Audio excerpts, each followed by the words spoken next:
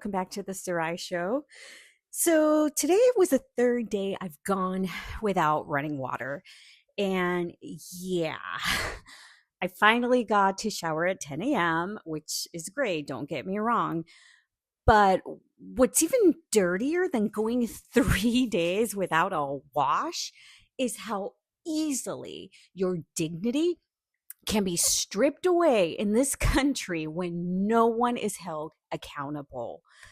I I just feel like the harder you try to live a decent life in America, and I hate to sound dramatic, but the harder you try, the more you're punished for it. That's what it feels like living in the US right now. And it's time we talked about it, quite frankly. So this morning around 10 a.m., my water finally came back after almost 3 days of brushing my teeth with bottled water, flushing toilets with gallon jugs, and trying to stay calm while literally stewing in my own stress. I got to shower. I got to shower finally. And I didn't just feel clean, I felt human again. It's wild how something as basic as water becomes so damn precious when it's taken from you for this long. And not by some natural disaster, not by a war, but by negligence, by companies who have zero incentive to take care of their tenants. And I want to be clear, this was not a fluke. This was not a noopsie. This was years of ignored backflow testing, dozens of homes, dozens of families, elderly people, pets, veterans left with no water because Invitation Homes failed to do their job.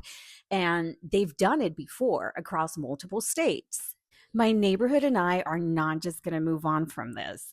We're reporting this to the Texas Attorney General's office. I know that some people have already done so. The Federal Trade Commission, the Consumer Financial Protection Bureau, the HUD, the Department of Housing and Urban Development, and to local media outlets who some of them have already taken interest. Because if we don't speak up now while the neighbors are still upset and it's still fresh in our minds, it'll happen again and again to someone else, someone who isn't ready for the emotional and mental toll it takes to constantly fight for your freaking human rights. And here's the truth. I don't want to admit this, or I didn't for a very long time, but I kind of feel like I need to say this out loud.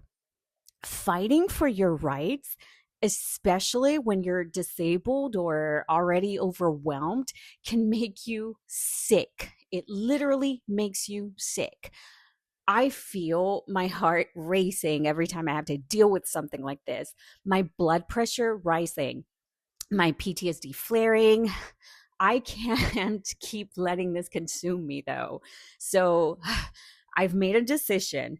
On my days off, I have made a schedule, so I will dedicate specific hours to advocacy work. I will fight, I will document, I will email, make the calls, do all the things, but I won't let it swallow me whole because I'm still fighting for my veterans benefits too. That's a battle I never got to finish before being dragged into this other one. And to other first world countries watching this, don't be fooled. Do not be fooled by the image of America you see on TV. We're drowning here. This country will dangle opportunity in front of you like a prize, then turn around and weaponize that same opportunity the second you reach for it. Everything we work for, we have to beg for. Every benefit we're promised, we have to fight tooth and nail to access. And the moment we get close to a better quality of life, it becomes a game of control. You won that VA benefit that you thought you would get, And one of the reasons that you joined to begin with, oh, you have to be patient. You want clean water? Oh, you have to be patient too. File a complaint. You want justice? You have to stand in line. Patience, patience, patience is the key. And all the while, they hope that you give up. They hope the system breaks you before you make a dent in it. So today, I finally got my water back and I'm very grateful.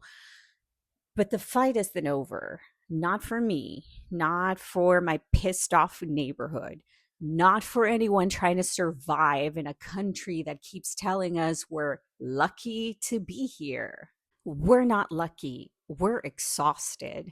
And if you're watching this feeling the same way, you're not alone and you're not crazy.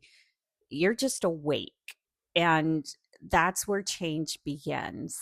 And yes, change does take time and it doesn't happen automatically. If you're tired of feeling powerless, don't stop fighting. But remember to always fight smart and fight strong by fighting together. That's all we have. And yeah, so that's it. I'm sorry that this was more of a rant, but I get angry when they push my buttons. Please take care of yourselves, take care of each other, and see you in the next one. Bye.